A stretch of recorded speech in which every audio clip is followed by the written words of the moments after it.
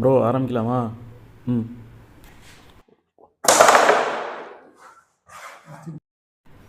இந்தியாவில் இப்போ அடிக்கடி சோலாரை பற்றி பேசிக்கிட்டே இருக்காங்க, மானியெல்லாம் கொடுக்குறாங்க. கரண்ட் தட்டுப்பாடு எதாவது வரப்போதா?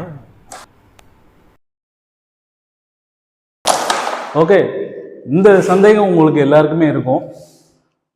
என்ன சந்தேகம் அப்படின்னம்னா, சோலார் எங்க பார்த்தாலும் சோலார் சோலார் சோலார் சோலார் சம்பந்தமான அதிகமாக மானியம், சோலார் சப்சிடி, சோலார் உங்க வீட்லையும் போடுங்க, இந்த மாதிரியான விளம்பரங்கள் தொடர்ச்சியாக நீங்க இப்ப உள்ள காலகட்டத்தில் பார்க்க முடியும்.